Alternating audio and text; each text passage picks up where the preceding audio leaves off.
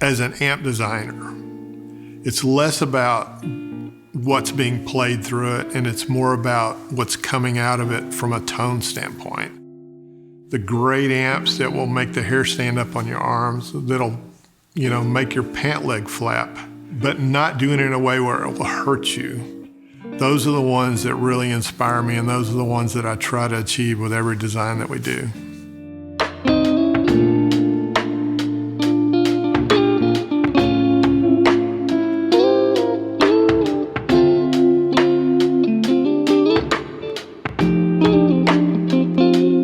My name is Doug Sewell, and I'm the Senior Amp Designer with PRS Guitars, and I'm here today to talk about the Sonzera 20 combo.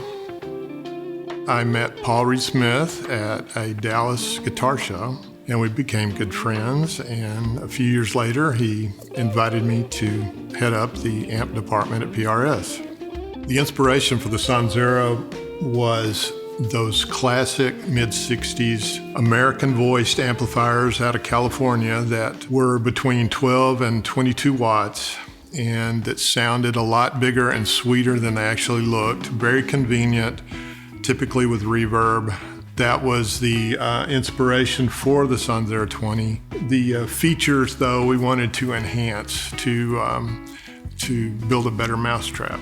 So the core features of the Sonzera that we wanted to articulate with this amp were, we wanted 2 channels, but we wanted the channels done in such a way where the dirty channel was just an augmented clean channel with extra gain stages.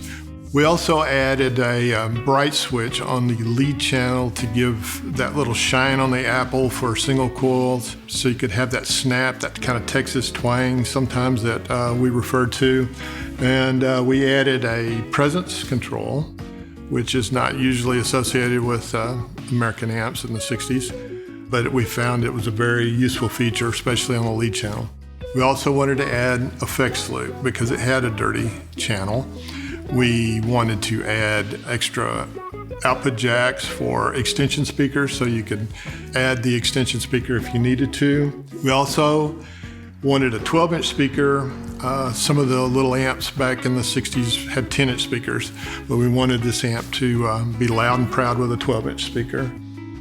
Global reverb, of course, works for both channels, and we used a 3-spring reverb in this amp for a deeper, rich kind of a reverb, and it is definitely tube-driven reverb because we felt like that was important to capture the tone that we were looking for. The reverb is set up in such a way where it doesn't overwhelm your tone like a lot of the surf type amps used to just get crazy with the reverb. We have it just nicely back behind the notes, and so it doesn't really step on the tone.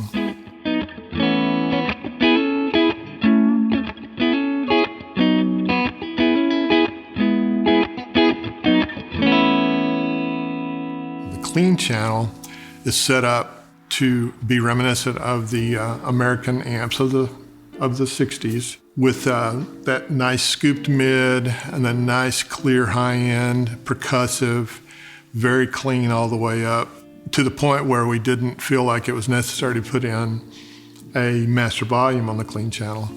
It also works really well with pedals out front. Distortions, overdrives, into the clean channel, you basically could create a 3-channel amp with this amp. Of course, the loop is always there for modulated effects on the lead channel.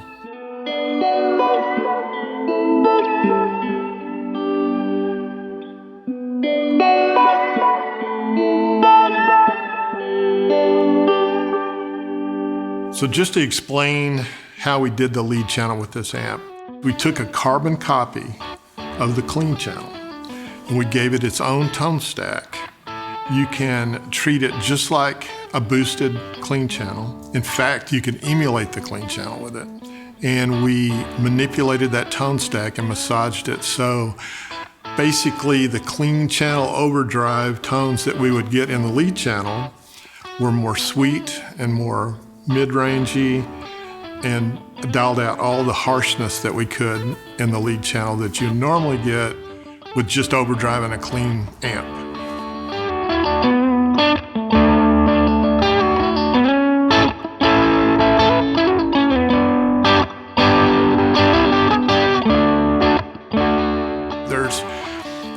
lot of criticism with some of the American amps that if you overdrive them, they sound harsh. They're just not set up like maybe a British amp or something. But we worked very hard to let the lead channel sing with its own voice.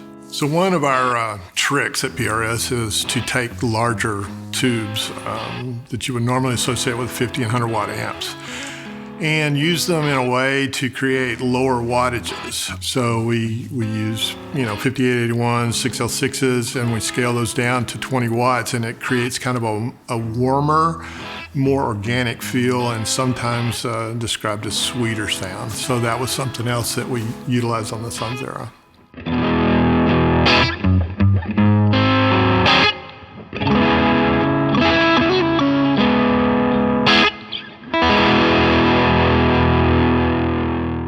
As amp designers, our hope is always that these amps will be carried all over the world. So to make this amp as roadworthy as possible, we scrutinized every component. We beefed up the PC boards. We unitized the PC board. We minimized things like ribbon cables. We put brackets on the potentiometers. We grounded all the potentiometers with the PC board rather than on the chassis.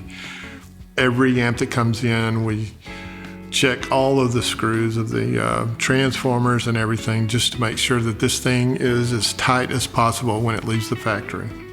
We also wanted this amp to be very quiet in the studio.